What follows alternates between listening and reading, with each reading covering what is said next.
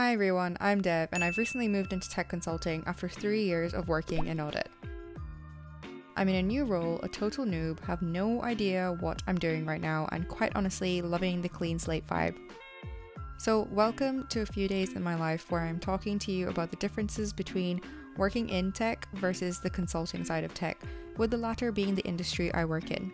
I decided to talk to my network about this topic just because I didn't know the differences between the consulting side and the tech side before I went in for my job, and there are a couple of things that can affect your career goals long term. So if you're new to my channel, expect me to go into a lot of detail because I love the nitty-gritty, and I really hope this video helps you if you're interested in either tech or consulting.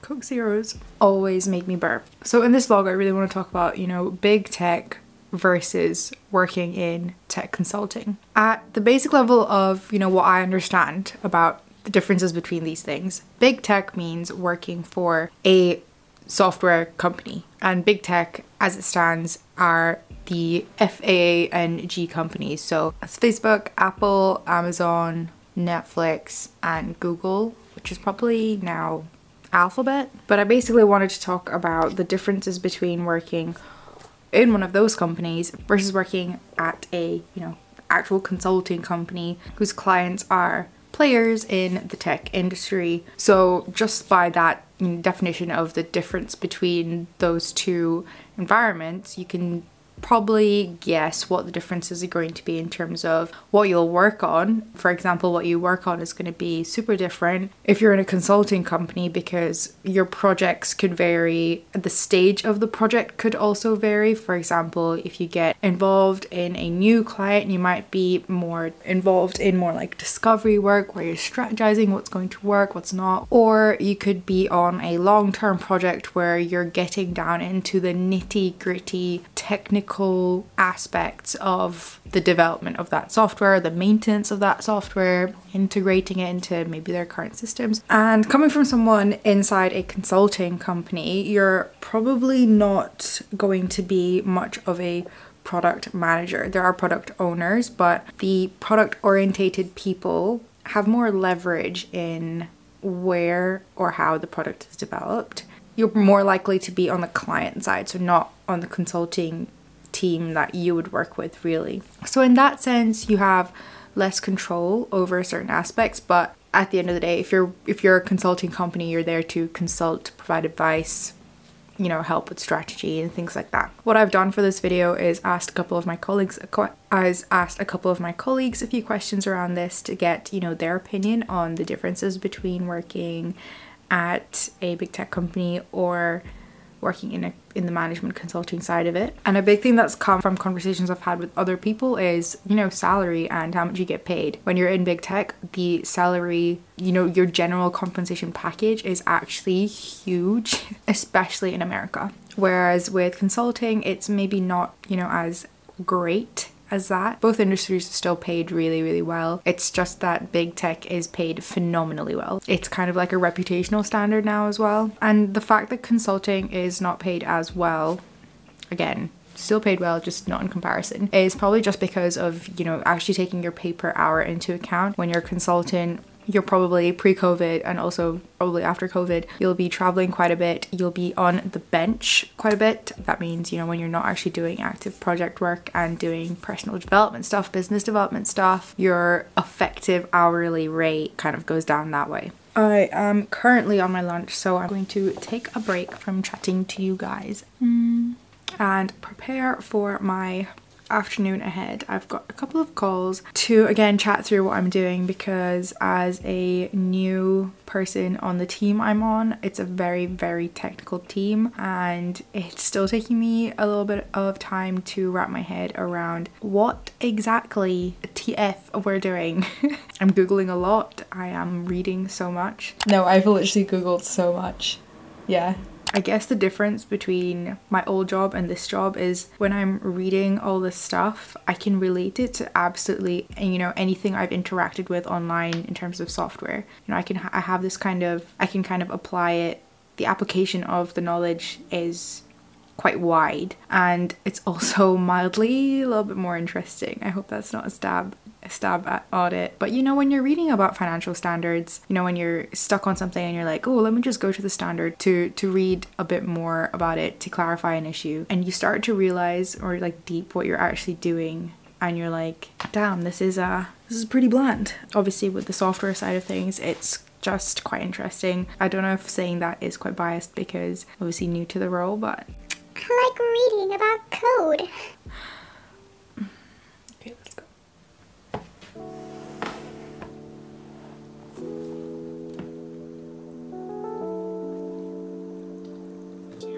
$100 now for sure. How sure is that? Wow.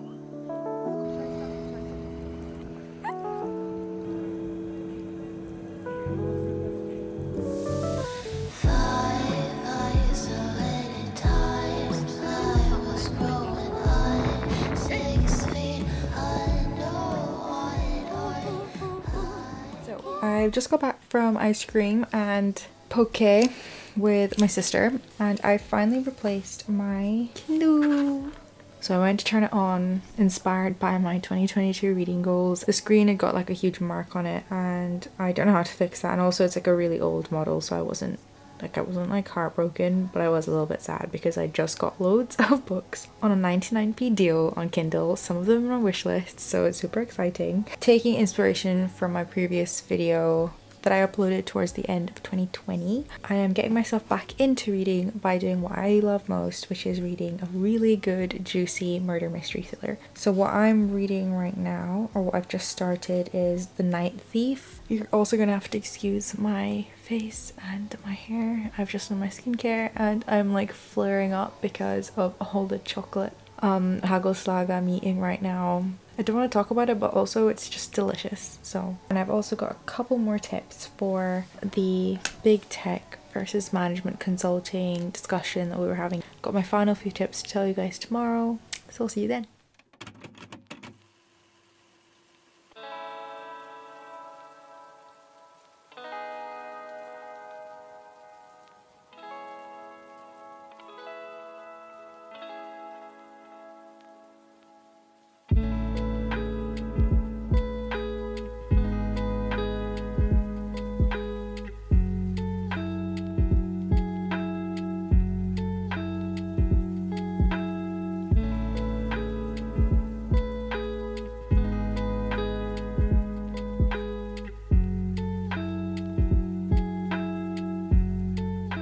I've just had about 1,000,000 hours in calls, so I'm gonna make a coffee because I'm dead. I am never working out at lunchtime again. Highly not worth it.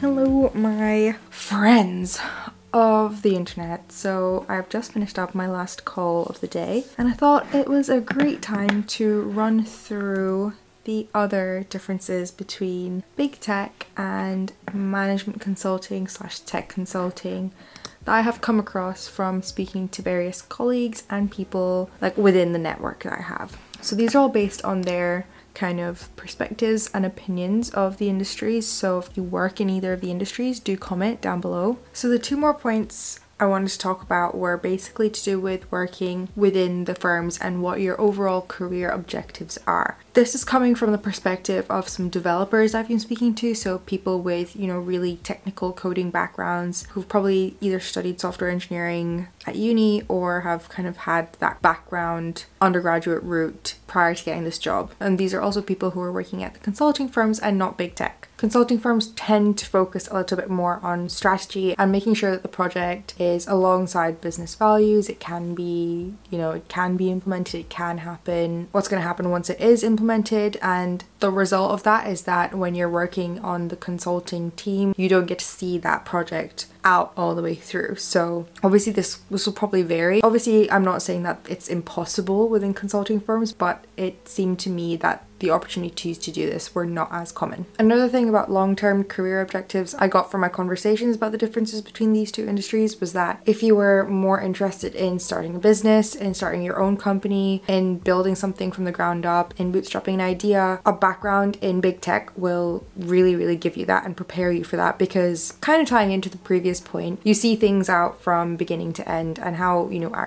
things actually get strategized and how things actually work in the real world. And also the problems that they face once they're up and running. So if your overall long-term goal was to set up a business, you'd be really well equipped to do that if you did work in big tech. Again, I feel like you have to caveat everything, saying, you know, it's not so black and white. There are grey areas, and if you did work in consulting, you don't have as many of the entrepreneurial skills that you'd need in terms of building an actual project. And when I say build, I mean coding an actual project. What this means is that when you're, and it again ties into my previous point, that if you're working in a consulting company, you're probably not getting that full range of skills that you'd need to set up, build and execute a business idea by yourself. You'd probably maybe need a CTO or a co-founder to do that. This also ties in with the fact that when you are working at a consulting firm, you tend to stay in one role. So by role, I mean you're most often taking on the responsibility of one person. You can't be the coder, the product manager, the business analyst, the solution architect. You can't be all of that stuff at once. You can't be the CEO. You can't be the people at the top who are kind of deciding whether that the project is even in line with the business strategy. So because of that, again, your skills tend to be niched even more so. And then to caveat this point, once again, you can move roles. I mean, I've just moved roles and it's completely different departments within a huge company, but still you don't have to always stick to one role, and there is the option to move around. It's just not that well packaged set of skills that you would get at big tech. In terms of actually, you know, like job admin, working hours, pay, I covered that all yesterday, and I feel like it's almost a given that, you know, if you're not consultant, you're probably not going to be traveling that much. But from the people I've spoken to in my network, the higher pay in big tech kind of offsets this lack of travel. And because of the way that the top consulting firms are structured, it is very bureaucratic and there is often a hierarchy. Same thing with audit. You kind of work through stages of leadership and seniority when you eventually make partner. And there is always the option to do this in consulting because there's always going to be that spot above you. There's not going to be someone taking that spot that needs to retire before you can take it, or that needs to leave, or that, you know, an extra spot needs to be made. There's always more responsibilities you can take on, and there's a lot more scope for longer term pay. And that's just about it that I've had from, you know, my network. And I really want to reflect on this video maybe in a year's time and see what I can be able to contribute to my initial perception of what, you know, the consulting industry was and what it would be like, because obviously when I was going in, I didn't realize I was going straight into tech consulting. So it is very different to management consulting. The differences are generally in the literal work that you're doing in the actual projects you'll get involved with. So this video could literally be called A Million Caveats by Dev, and I'm really sorry about that, but just wanted to get across to you a couple of, you know, the conversations that I've been having with people in my network, and hopefully they would help you if you're trying to decide between these two industries, or if you're interested in learning more about them. Let me know if you want me to do more days in the life. I am going to continue to do detailed ones because I think they were super helpful from a lot of the feedback I received from you guys who, you know, got job offers and stuff off the back of knowing what, you know, auditors did in my previous vlogs. So thank you guys for your support. I hope you've had a great New Year's. But thank you for watching this video, guys, and I'll see you next week.